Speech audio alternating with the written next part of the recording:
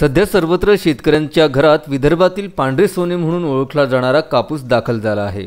दिवाळी आली म्हणजे शेतकऱ्याच्या घरात कापसाचे आगमन होते। हा सण सर्वत्र मोठ्या उत्साहात साजरा केला जातो। सोबतच रब्बी पिकांच्या हंगामातील पेरणीच्या खर्चाची तरतुदी करता शेतकरी कापूस बाजारात विक्री करता नेतो। मात्र हमीभाव खरेदी केंद्र अजूनही शेतकरी हिताचा आव आणणाऱ्या सरकारने सुरू न केल्याने हमीभावाऐवजी कमी भावात कापूस विक्री यंदा शेतकऱ्यांना करावी लागल्यात असल्याचे दिसून येत आहे। तूर्त जिल्ह्यात यावर्षी चांगला पाऊस झाला, त्यामुळे कपाशी पीक जोमात होतं। अवकाळी पावसासह गुलाबी बोंडअळीचे आक्रमण झाल्याने कापूस पीक संकटात आलं आहे।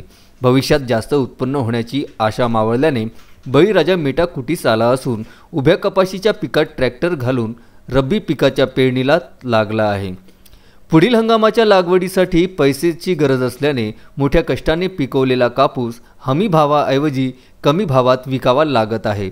चांदूर बाजार, अचलपूर, अंजनगाव, दर्यापूर तालुक्यात दरवर्षी कपाशी पिकाला प्राधान्य असतं।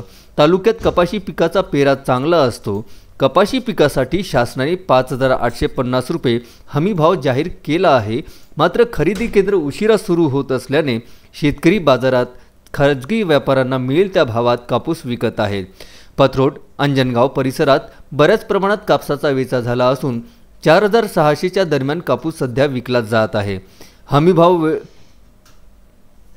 हमीभाव केंद्र वेळ सुरू न झाल्यास शेतकरी नाईलाजास्तव कापूस कमी भावात विकून मोकळे होत आहे।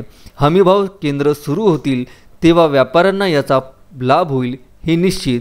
त्यामुळे शासनाने तत्काळ हमीभाव केंद्र सुरू करावे अशी मागणी बळीराजा करतोय। Maruti Patankar, Vidarbha news bureau, Churni.